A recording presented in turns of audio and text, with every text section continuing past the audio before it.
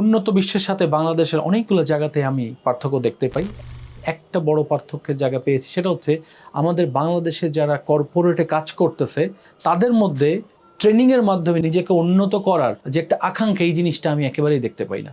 আমরা ধরেই নিয়েছি যে আমি একটা চাকরি পেয়েছি, এই চাকরিতে যেভাবেই যাচ্ছে যাক, কয়েক বছর পর আমার ইনক্রিমেন্ট পাওয়ার কথা পাবো, প্রমোশন পাওয়ার কথা পাবো, কিন্তু কেউ কিন্তু তার ক্যারিয়ারটাকে আপলিফ্ট করতে চিন্তাই করে না।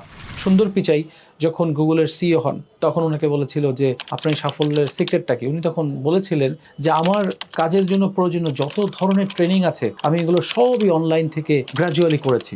তা আমি বিশ্বাস করি বাংলাদেশে এই কালচারটা আনা দরকার। প্রত্যেকটা প্রফেশনাল মনে করবে যে আসলে আমার ক্যারিয়ারে আমি যে জায়গাটা আছি, এখান থেকে যদি আমি একটু দারুণভাবে উপরে উঠতে চাই, তাহলে কোন কোন জায়গার কোন কোন বিষয়ে আমাকে দক্ষতা বৃদ্ধি করতে হবে, এবং সেই দক্ষতাগুলো বৃদ্ধি করার জন্য সবচেয়ে ভালো ট্রেনিং অফার করছে কে বা কোথা থেকে আমি জিনিসটা নিতে পারি।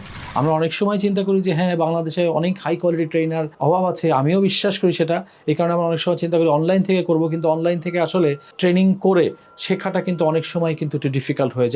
বাট আমি সেক্ষেত্রে বলবো বাংলাদেশেও আজকে ভালো ভালো ট্রেনার আসছেন, অনেক কোয়ালিটি ট্রেনার আছে। আপনারা দয়া করে তাদের প্রোফাইলগুলো দেখেন যে আসলে এই লোকটা আসলে ওই ট্রেনিংটা করার জন্য পারফেক্ট কিনা, এবং তারপরে আপনারা নেমে পড়েন এই ট্রেনিংগুলো করার জন্য। আশা করি আপনারা আপনাদের ক্যারিয়ারে অভাবনীয় সাফল্য নিয়ে আসতে পারবেন। ধন্যবাদ সবাইকে।